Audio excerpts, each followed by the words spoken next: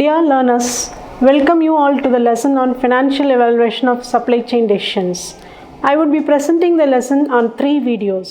Learning objectives of this module are: understand the nuances of supply chain design and financial evaluation of supply chain decision with capital budgeting technique. Discern supply chain strategy and its impact on cost. Know intra-organization transfers in supply chain planning and transfer pricing methods. Understand the applications with illustrations on transfer pricing under different decision situations. Learning outcomes. At the end of this session, learners would be able to gain knowledge on the need for financial evaluation of supply chain decisions, comprehend the methods of transfer pricing, apply transfer pricing methods in financial evaluation of intra-organization transfers under different situations when there is external supply and demand, optimum utilization of resources and differential tax rates. In the first video, we will focus on supply chain design and evaluation of cash flow using net present value technique. Let me start with the significance of financial evaluation. Effectiveness of any managerial function is assessed ultimately based on its financial outcome. In this sense, understanding the dynamics of supply chain design and its contribution towards financial outcome is very significant. Providing high quality services at lowest possible input cost is the requirement of any functional management in today's scenario. Financial implications of supply chain design. Supply chain design is the outcome of supply chain decisions with supply chain strategy, planning, and supply chain operations. All these components have a literal impact on financial outcome either in the manner of leveraging uncertainty, cost reduction, or in optimum utilization of resources. Supply chain design determines significant investments in supply chain such as establishment of channels, acquire or lease required warehouses, purchase or lease transportation vehicles, and so on. The decision on acquiring long-term assets have long-term financial implications on the firm termed as capital budgeting decisions. Evaluation of capital budgeting decisions in supply chain should consider various uncertainties such as demand fluctuations, exchange rate fluctuations, political and legal influences, economic dynamism at domestic and international level.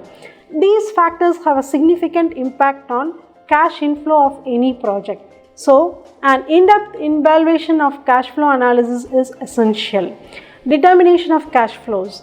In evaluating the cash flow alternatives, widely prevalent method is to determine incremental cash flow, which analyzes the differences in cash outflow and inflow due to the decision considered. Incremental after-tax cash inflow with relevant cash outflows are to be considered.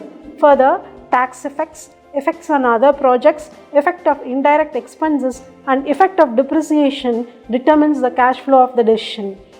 Discounted cash flow analysis. Supply chain decisions have long-term effect on firm's cash inflow, and therefore it should be evaluated on series of cash inflows over the lifetime of the asset. Discounted cash inflow analysis is based on the present value of money concept, that is, a rupee today is more valuable than tomorrow. The present value of cash flow is found by discounting factor.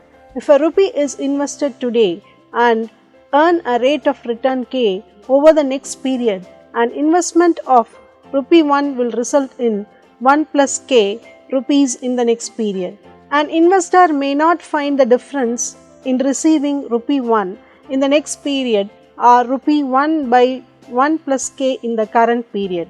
Therefore, rupee 1 is discounted in the next period as discounted factor is equal to 1 by 1 plus K.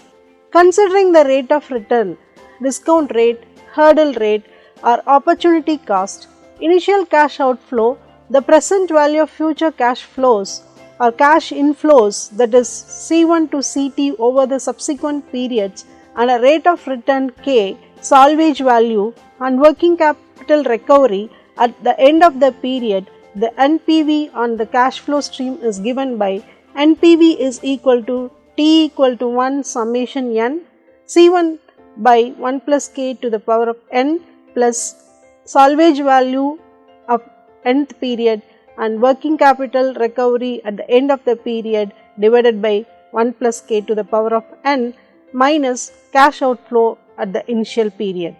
Illustration to evaluate a supply chain decision of replacing a warehouse. Consider hypothetical company which is in the process of establishing a new warehouse since the existing warehouse has its own constraints and the firm wants to expand its supply chain operations. The existing warehouse channel has a current salvage value of rupees 2 lakh and a remaining of 6 years. The existing warehouse was initially purchased for rupees 10 lakh and is being depreciated on the basis of straight line method. The new warehouse needs an investment of rupee 14 lakh and will be subject to the same method of depreciation. The asset has an expected useful life of 6 years, salvage value of rupees 2 lakh at the 6th year, and the management anticipates that with the expanded operations there will be a need of an additional net working capital of rupee 1 lakh.